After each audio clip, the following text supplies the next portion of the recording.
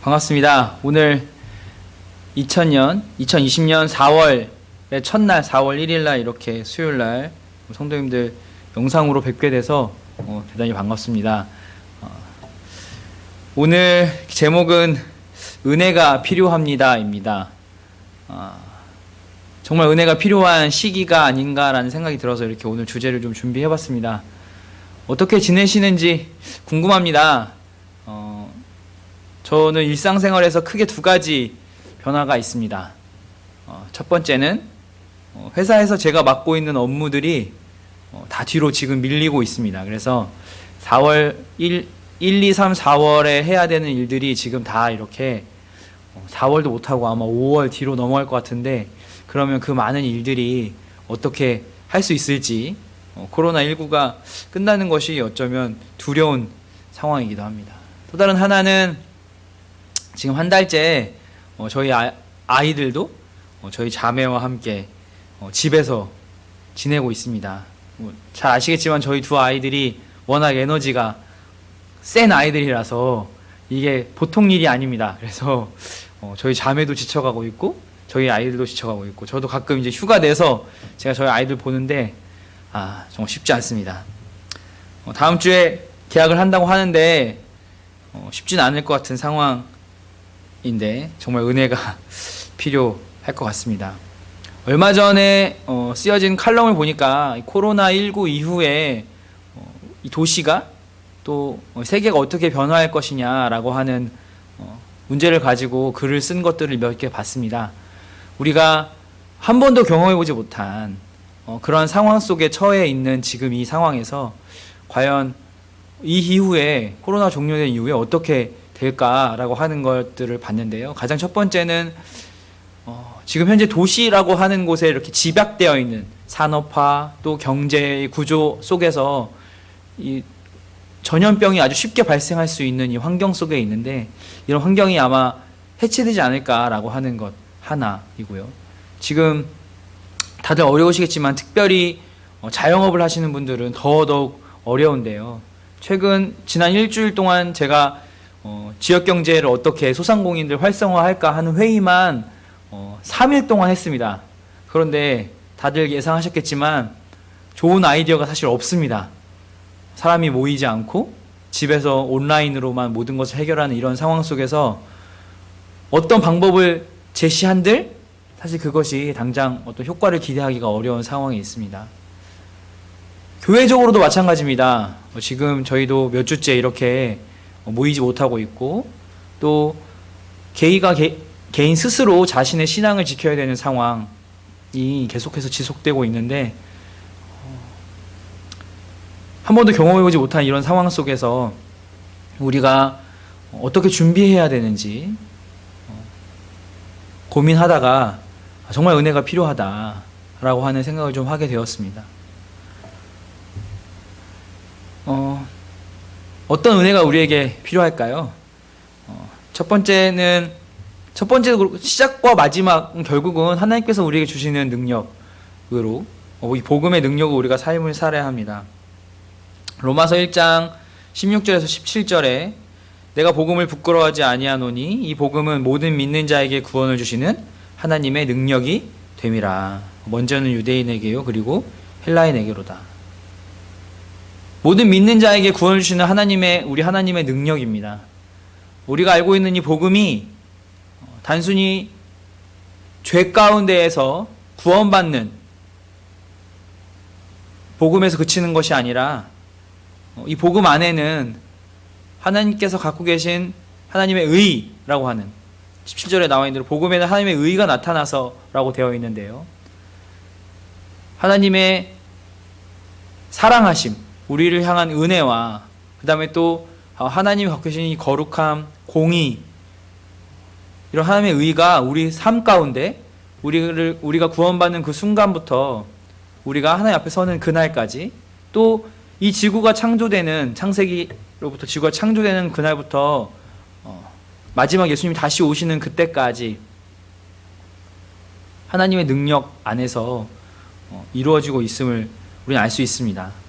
그러기에 하나님께서 에베소 1장 4절에서 있는 말씀처럼 그리스도 안에서 우리를 택하사 우리로 사랑 안에서 그 앞에 거룩하고 흠이 없게 하시려고 단순히 구원받는 것으로 끝나는 것이 아니라 하나님 앞에 서는 그날까지 우리를 거룩하고 흠이 없게 하시려고 예수 그리스도로 말미암아 자기 아들들이 되게 하셨습니다.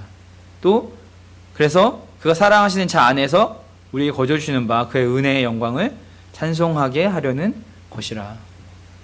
우리가 하나님 앞에 다시 선 그날까지 그 은혜의 영광을 찬송하는, 그렇게 할 수 있게 우리의 삶을 살아내게 하는 하나님의 능력으로 우리가 살아갈 수 있습니다. 그러한 은혜가 지금 우리에게 필요합니다.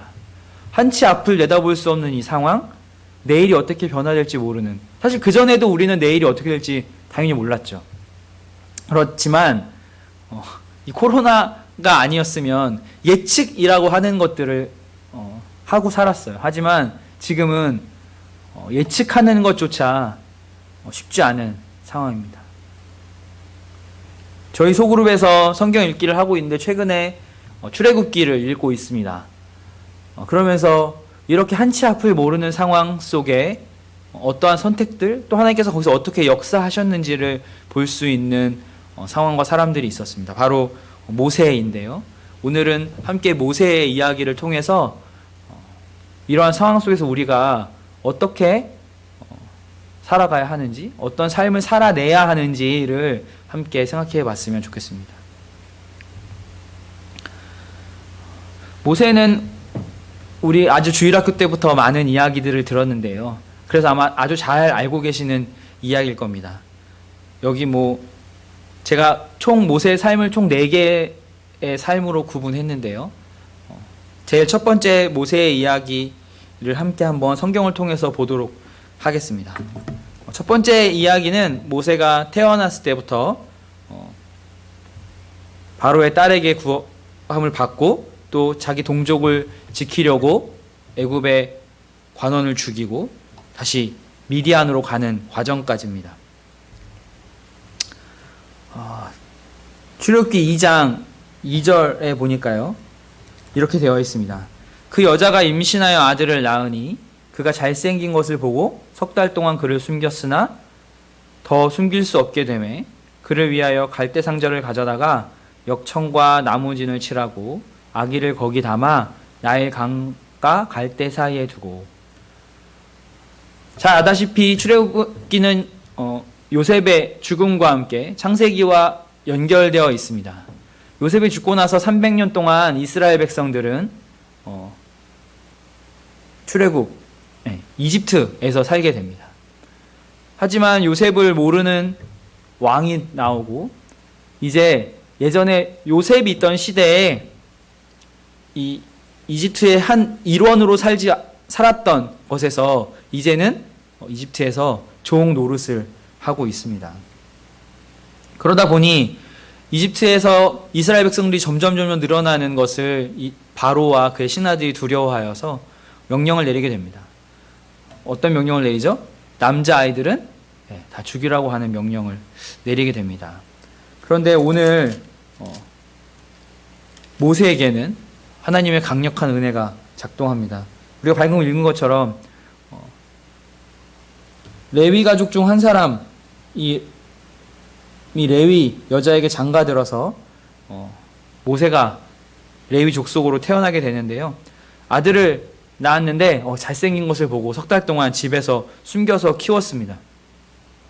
아이 낳아보신 분 아시겠지만 아이가 처음 석 달 동안 얼마나 웁니까? 밥 달라고 울고 똥 쌌다고 울고 할 줄 아는 게 우는 것밖에 없잖아요. 그 상황에서 아이를 어떻게 숨겼을까요? 사실 우리로서는 이해할 수 없는 상황입니다. 하지만 하나님의 전적인 은혜로 석 달 동안 그를 숨겼고 더 숨길 수 없게 되면 아마 이제 석 달이 지났으니까 남자아이니까 더 목청이 되게 우렁차졌겠죠. 그래서 숨길 수 없게 돼서 갈대 상자를 엮어다가 역청과 나무 진을 칠하고 나일 강가에 이렇게 떠내려가게 둡니다. 물론 모세의 누나가 그걸 계속 지켜보고 있죠. 5절에 때마침 바로의 딸이 목욕하러 나일 강으로 내려오고 시녀들은 나일 강가를 거닐 때에 그 갈대 사이에 상자를 보고 시녀를 보내어 가져다가 열고 그 아기를 보니 아기가 우는지라. 그가 그를 불쌍히 여겨 이르되 이는 히브리 사람의 아기로다. 예, 때마침 바로의 딸이, 다른 사람도 아닌 바로의 딸이 나일 강가에 목욕을 하러 왔습니다. 네, 이 바로의 딸이 목욕을 하러 나일 강가로 나왔는데 그때 그 갈대 상자가 그 눈앞으로 지나가는 거죠. 그래서 갖고 와서 봤더니 여기 히브리 사람의 아기가, 남자 아기가 들어있습니다. 우리가 상식적으로 생각한다면 어떻게 해야 됩니까? 버려야죠. 죽이던가 버려야죠. 왜요? 바로의 명령이었으니까요. 아마 보통 일반의 이 애굽의 사람이었다면 그렇게 했었을 겁니다. 그런데 이걸 누가 발견한 겁니까? 바로의 딸이 발견합니다. 하나님의 은혜가 아닐 수 없죠. 바로의 딸이 발견해서 그 아이를 죽이지 않고 돌보기로 결정합니다. 그때 모세의 누나가 나와서 유모를 소개하고, 유모는 누굽니까? 모세의 어머니죠. 모세의 어머니가 모세를 키우다가 10절에 그 아기가 자라매 바로의 딸에게로 데려가니 그가 그의 아들이 되니라. 네, 바로의 딸, 공주의 아들이 되었습니다. 그가 그의 이름을 모세라 하여 이르되 이는 내가 물에서 건져내었음이라 하였더라.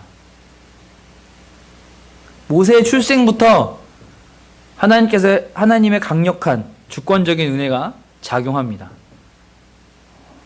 우리가 성경을 볼 때 성경은 우리가 다 아는 것처럼 하나님 자신을 나타내시고자 하는 것입니다.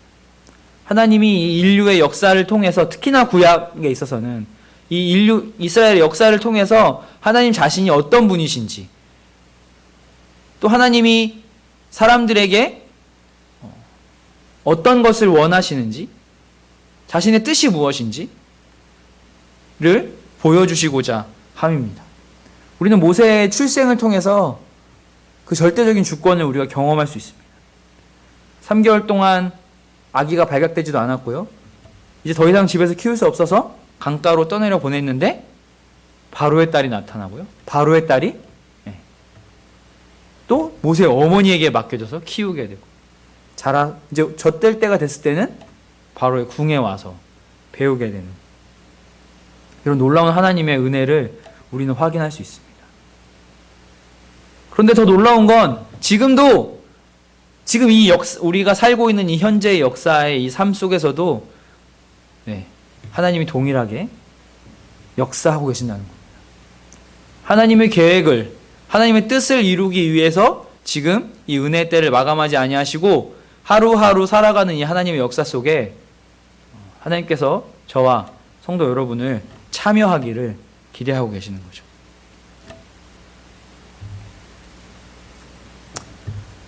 그래서 모세가 이제 성장합니다. 그래서 이제 젊은 청년이 되어서 2장 14절에 모세가 어느 날, 이거 보기 전에 모세가 어느 날 바깥을 보니 애굽 관원이 이스라엘 민족을 핍박하고 있는 걸 봅니다. 그래서 아마도 유모 밑에서 자라면서 이 모세는 자신의 정체성, 이런 것들을 아마 배우게 되었을 것이라 생각이 듭니다. 그래서 그 애국 관원을 왜 하지 말라고 했는데 애국 관원이 죽게 되죠. 그리고 그 다음에는 이 14절 바로 전의 이야기가 두 히브리 사람이 서로 싸우고 있습니다. 그런데 잘못한 사람에게 내가 어찌하여 동포를 치느냐 이렇게 했더니 14절에 그가 이르되 누가 너를 우리를 다스리는 자와 재판관으로 삼았느냐, 너가 뭔데 왜 우리를 상관하냐 이렇게 얘기하고 있습니다. 내가 애굽 사람을 죽인 것처럼 나도 죽이려 하느냐. 모세가 애굽 사람을 쳤을 때 12절에 보면 좌우를 살펴 사람이 없음을 보고 그 애굽 사람을 쳐 죽여 모래 속에 감추니라 이렇게 돼요. 아무도 없어서 아무도 못 본 줄 알았는데 애굽 사람 죽인 것을 본 겁니다. 이 사람. 너가 그런 것처럼 나도 그러려고 하냐? 그랬더니 모세가 두려워하면서. 바로가 이 일을 듣고 모세를 죽이고자 하여 찾는지라 모세가 바로의 낯을 피하여 미디안 땅에 머물며 하루는 우미 곁에 앉았더라. 그래서 그런 일이 발생한 다음 모세는 어떻게 했습니까? 도망갔습니다. 이거 잘 기억하셔야 됩니다. 모세는 도망갔습니다. 그리고 이제 21절로 넘어와서 이 미디안 땅에서 모세는 결혼을 하게 되고 십보라라고 하는 여인과 결혼을 해서 아들을 낳음에 그 이름을 뭐라고 했죠? 게르솜이라. 게르솜이라고 하는 뜻이 내가 타국에서 나그네가 되었음이라. 모세가 이곳에서 도망해서 나그네 생활을 하게 됩니다. 괜히 한번 나섰다가 동포를 구해보겠다고 괜히 한번 나섰다가 결국은 이방 땅에서 자기가 타국에서 나그네 삶을 살고 있다고 한탄하는 것입니다.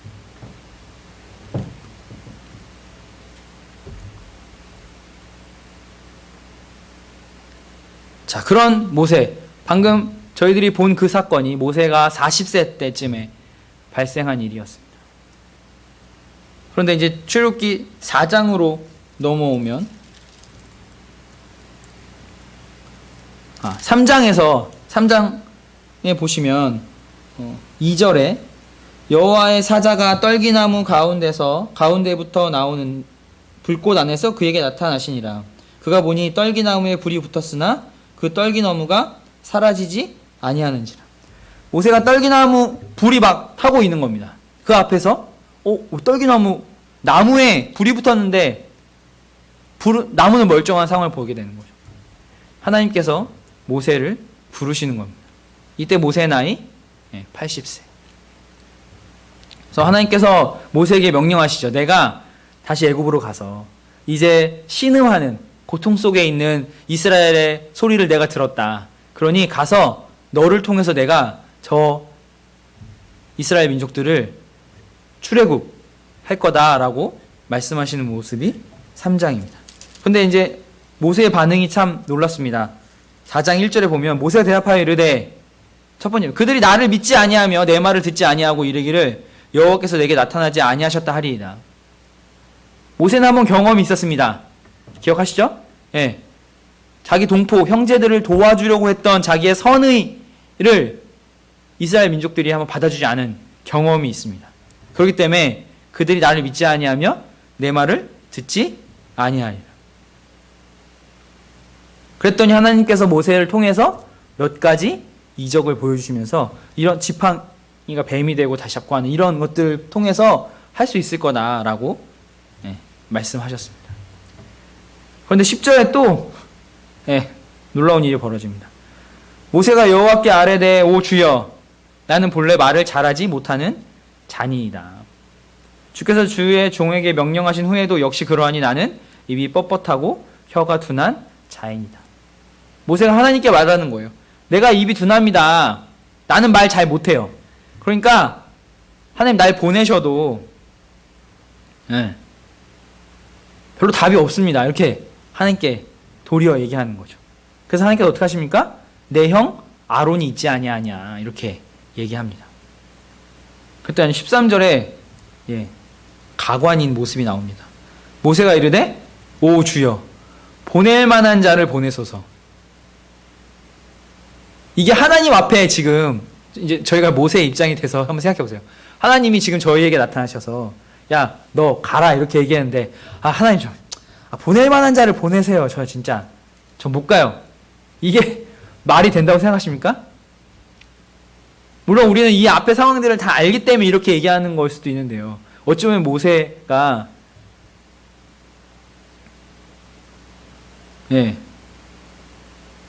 정말 대담하거나 그런 상황 속에 있는데 정말 대담하거나 하나는 정말 어리거나 그러겠죠. 모세는 이렇게 얘기했지만 결국 하나님께서 어떻게 하셨습니까? 보내셨습니다. 그리고 나서 그 이후의 상황들은 우리가 잘 알고 있습니다.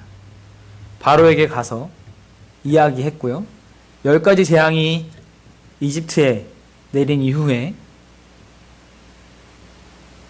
바로가 마지막 10번째 장자를, 애굽에서 태어난 모든 첫 번째 장자 또 동물의 첫 번째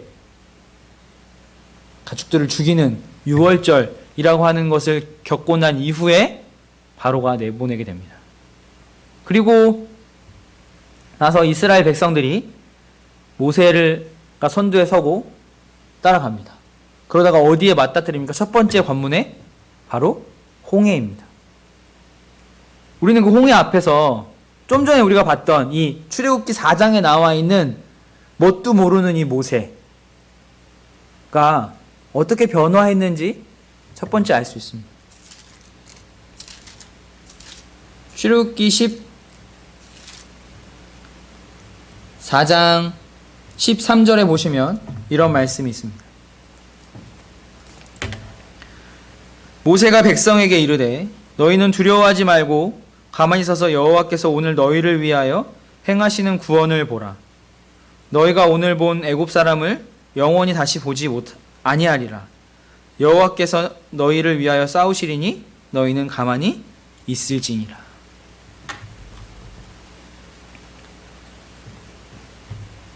하나님, 보낼 만한 사람 보내세요. 예? 제가 거기 어떻게 합니까? 전 말도 못하고요. 예, 저 보내도 그 사람들 저 믿지도 않을 거예요. 이렇게 얘기했던 모세가 어떻게 변합니까? 예, 너희는 두려워하지 말고 하나님께서 너희를 위해서 어떻게 일하시는지 봐라. 너희를 위해 싸우시는 하나님의 손을 봐라. 이렇게 얘기하고 있습니다. 아마 그 10가지 재앙을 모세가 지나오면서 하나님께서 그 10가지 재앙을 통해서 애굽을 치시는 상황들을 보면서 아마 모세는 이렇게 하나님을 신뢰하는 단계까지 성장했을 거라 생각이 듭니다. 모세의 삶 속에서 역사하시는 하나님을 바라본 거죠.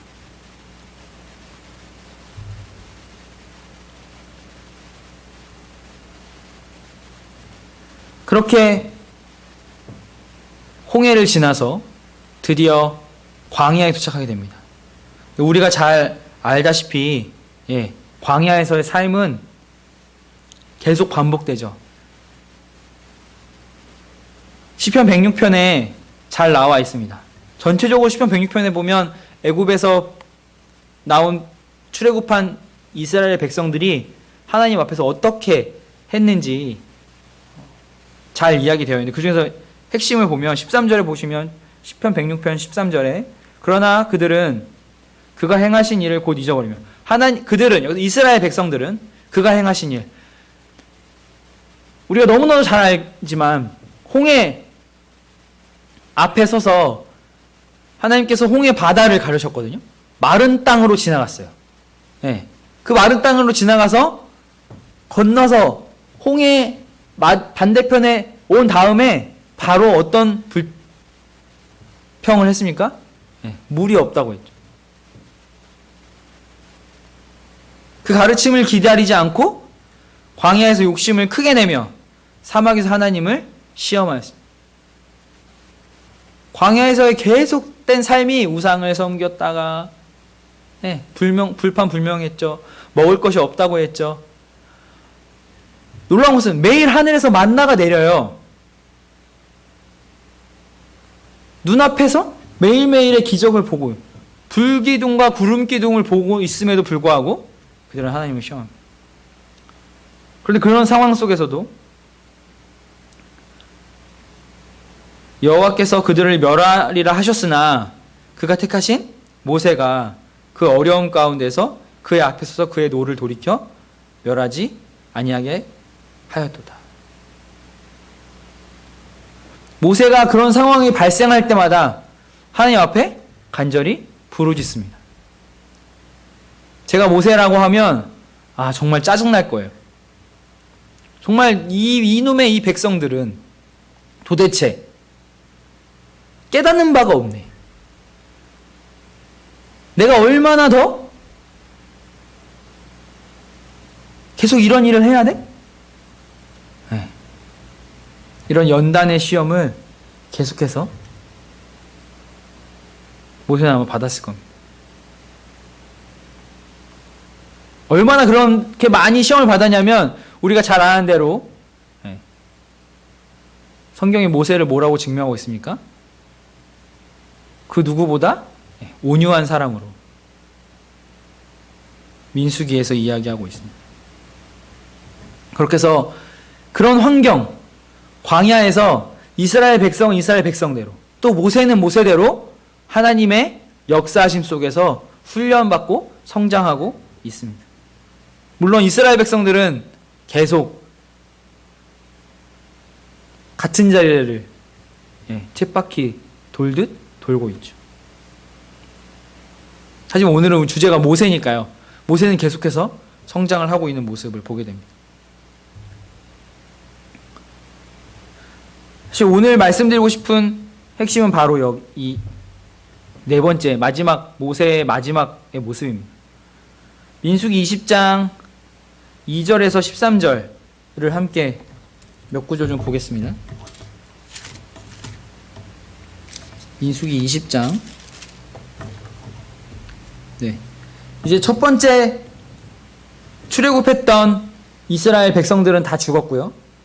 여기 이제 다시 새롭게 태어난 세대들입니다.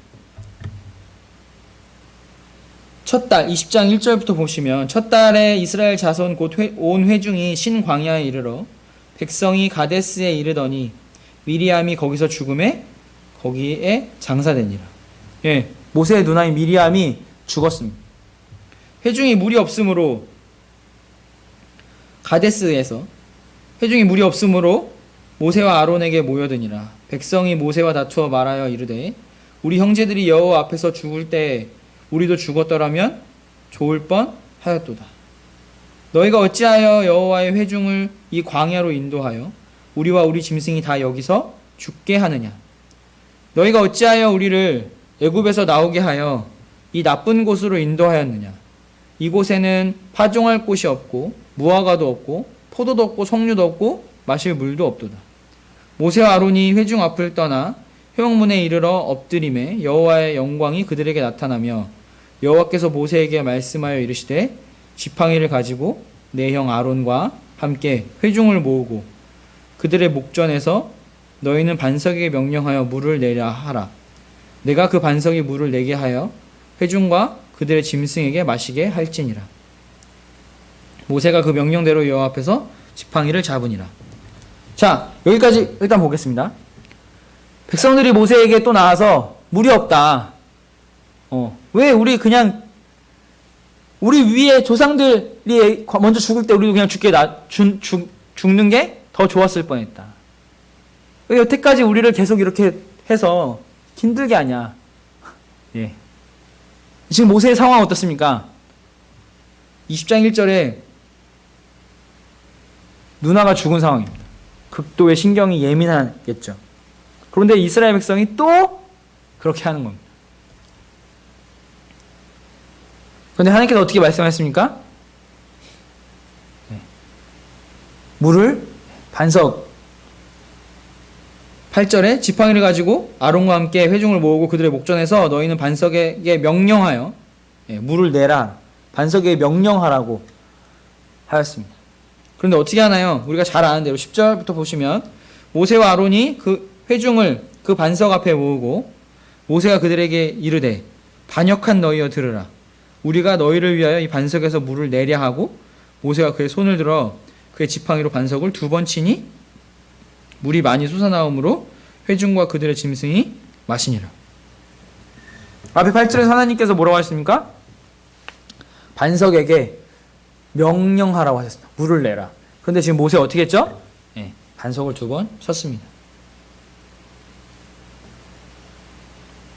12절 여호와께서 모세와 아론에게 이르시되 너희가 나를 믿지 아니하고 이스라엘 자손의 목전에서 내 거룩함을 나타내지 아니한 고로 너희는 이 회중을 내가 그들이 준 땅으로 인도하여 드리지 못하리라 하시니라.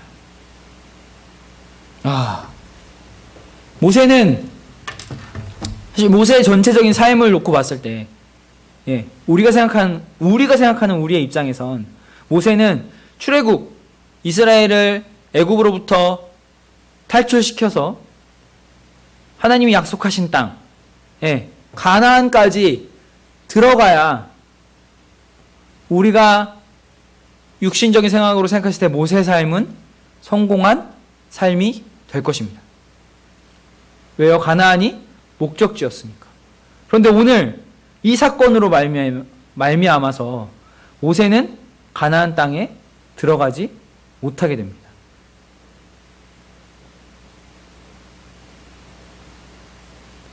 우리가 볼 땐 이 모세가 가나안 땅에 들어가지 못하는 상황이 어찌 보면 실패라고 생각될 수도 있습니다.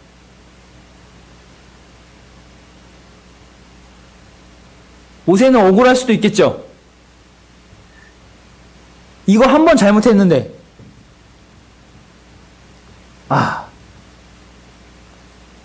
하지만 하나님께서는 공의로우시기 때문에 모세가 그 행위, 바위를 반석을 2번 친 것 때문에 그런 것이 아니라 우리가 12절에서 읽은 것처럼 나를 믿지 아니하고 불순종함, 먼저 죽었던 이스라엘 백성들처럼 하나님의 불순종했던 이유로 가나안 땅에 들어가지 못하게 하셨습니다.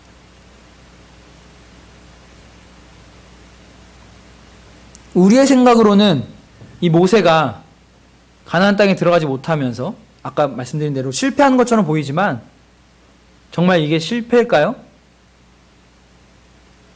뒤에서 한번 보겠습니다.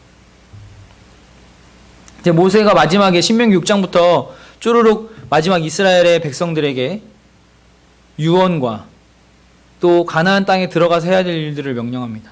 그래서 6장에 보면 처음으로 이스라엘 들으라, 우리 하나님 여호와는 오직 유일한 여호와시니 너희는 마음을 다하고 뜻을 다하고 힘을 다하여 내 하나님 여호와를 사랑하라. 그 뒤에 나오는 모든 이야기들의 핵심은 결국 하나님 여호와를 사랑하라. 그것을 손에, 마음에, 가슴에 새기라. 이 얘기입니다.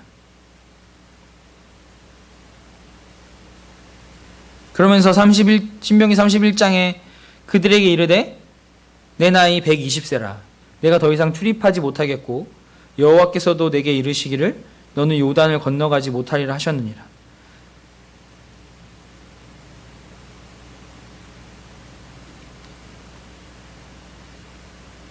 모세는 마지막에 저 멀리 가나안 땅을 바라보면서 죽음을 맞이하게 됩니다. 그리고 이스라엘 백성들에게 여호와 그가 내 앞에서 가시며 너와 함께 하사 너를 떠나지 아니하시며 버리지 아니하시리니 너는 두려워하지 말라, 놀라지 말라. 우리가 어떤 신앙의 삶을 살 때 실패하게 됩니다. 내가 하나님의 일을 하는데 아니면 세상 속에서 뭔가 일을 할 때 실패하게 될 때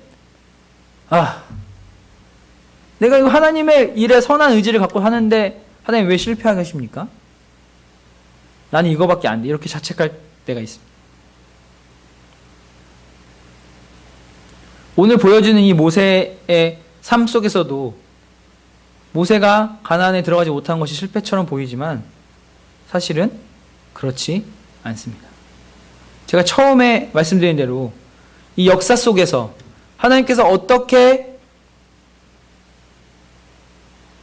하나님을 드러내고 싶으신지, 우리 처음에 얘기한 것처럼 하나님의 복음의 능력, 하나님이 우리를 구원하실 뿐 아니라 하나님이 원하시는 우리가 그 영광을 찬송하고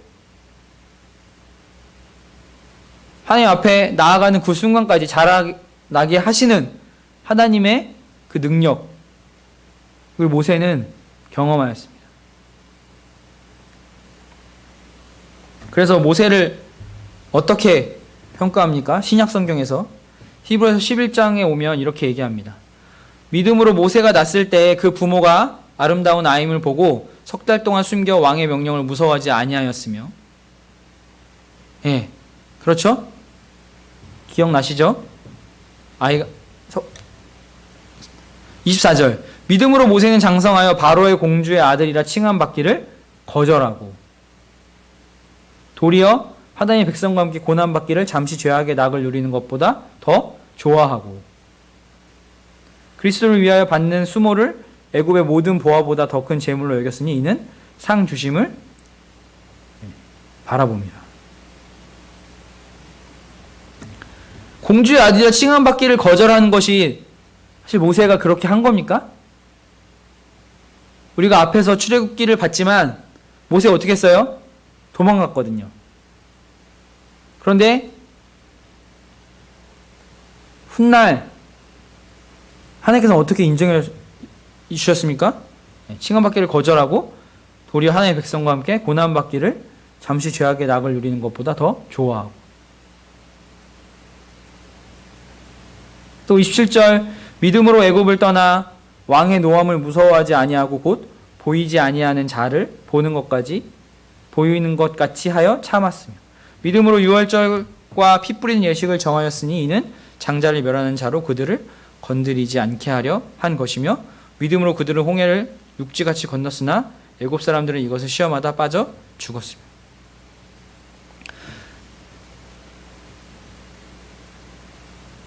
하나님 앞에서 모세는 믿음의 사람으로 지금을 살고 이 당시 히브리서를 봤던 성도들에게, 또 지금의 삶을 살고 있는 우리들에게 하나님이 어떠하신 분이신가를 나타내주고 있습니다. 이처럼 하나님의 역사는 놀랍습니다. 우리가 보기에는 실패인 것 같고, 우리가 보기에는 이해할 수 없는 상황이지만, 하나님은 그 상황 속에서 하나님의 어떠하심을 우리에게 보이고자 하십니다.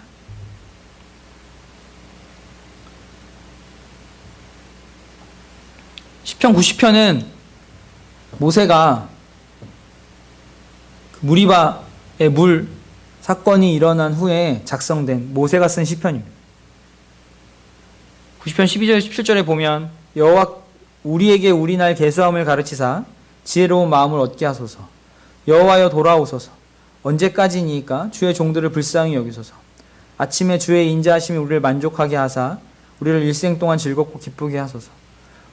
우리를 괴롭게 하신 날수대로 우리가 화를 당한 연수대로 우리를 기쁘게 하소서. 모세는 가나안 땅에 들어갈 수 없었지만 자기가 죽고 난 이후에도 하나님께서 이스라엘 백성을 계속해서 인도하시고 함께 하시고 하나님이 원하시는 바를 이루실 때까지 역사하실 것을 알고 있었습니다. 그런 하나님을 신뢰했습니다. 지금 우리의 상황도 마찬가지입니다. 아까 말씀드린 대로 지금 이런 코로나 상황 이후에 어떻게 될지 모릅니다. 상장되어 있는 주식, 그러니까 코스닥에 상장되어 있는 회사 중에 70%가 구조조정을 해야 된다고 합니다. 얼마 전에 형제들 몇 명을 만나서 지역에 돌아가는 상황들을 들어봤거든요. 군산에 제법 큰 규모의 태양광 회사였던 무슨 회사죠? 예, 그 회사가 또 문 닫고 장비들을 다 철수한다고 합니다.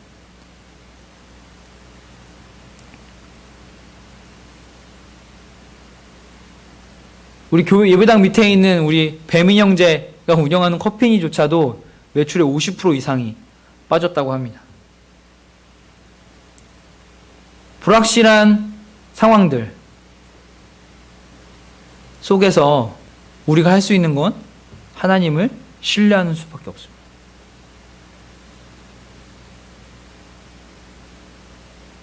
우리의 삶을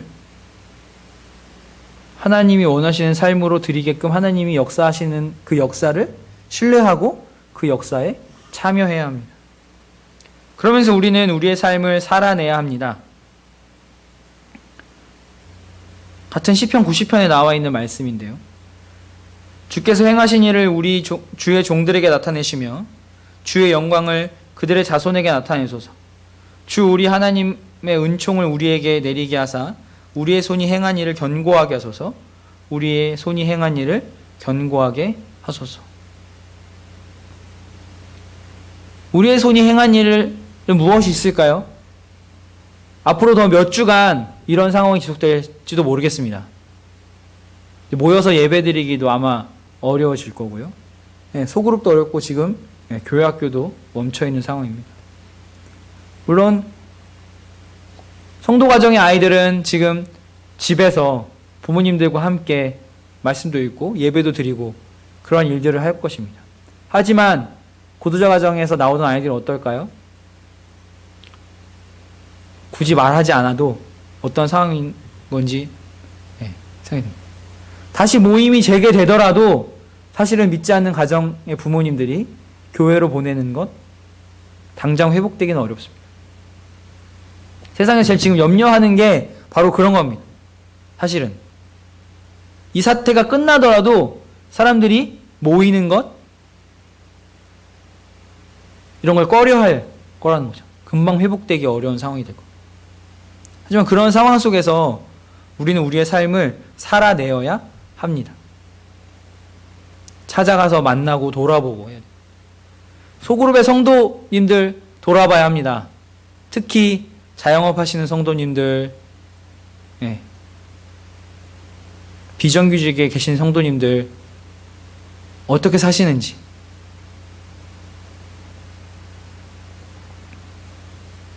일단 모르겠습니다. 주님이 도우셔서 저희 소그룹은 제가 예담이 소그룹인데 예담이 소그룹의 형제님들은 큰 어려움을 호소하시는 형제님들은 안 계신 걸로 알고 있습니다. 다른 소그룹은 어떤가요?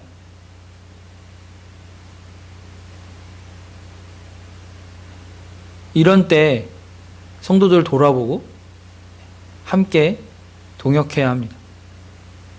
기도하고 물질의 필요도 필요하면 채워줘야 하는 상황입니다. 우리가 그렇게 우리의 삶을 살아내면 하나님께서 그것들을 더 견고하게 하실 겁니다. 우리가 생각하는 것 이상으로 채우실 겁니다. 그리고 우리는 이 과정을 잘 견뎌낼 것입니다. 지난주에 김선표 형제가 얘기했듯이 지구가 수용할 수 있는 인원 얼마 남지 않았고요. 제가 지난번에도 얘기했지만 2037년에 북극의 빙하가 다 녹는다고 합니다. 전문가의 견해들은. 그러면 지금 있는 이금 지구, 우리나라도 아열대 기후로 변할 건데요. 아열대 기후로 변하면 지금 일어나는 현상들을 우리가 알 수 없습니다. 이제 겨울철에도 모기가 죽지 않을 거고요. 병해충도 죽지 않아서 농사 짓는 것도 다 바뀌어야 될 겁니다. 그러니까 전염병도 더 자주 온다고 합니다. 우리 계속해서 이런 것들이 반복되는 상황 속에 놓이게 될 건데요. 그때마다 하나님을 신뢰하고 그 속에서도 우리는 성도로서 우리의 삶을 살아내어야 합니다.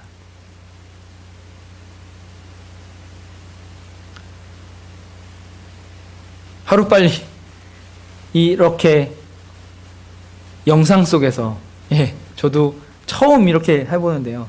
성도님들 얼굴 안 보고 이야기하는 것 말고 실제로 성도님들 얼굴 보면서 이야기, 교제 나누고 싶습니다.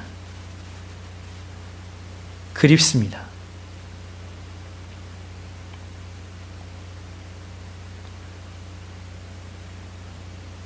모세의 삶을 통해서 하나님이 모세의 삶 가운데 어떻게 역사하셨는지 우리가 보고 우리의 시각에서 보는 것 실패 같더라도 그것은 실패가 아닌 하나님의 승리입니다.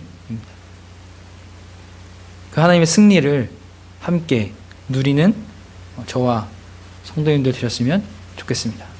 감사합니다.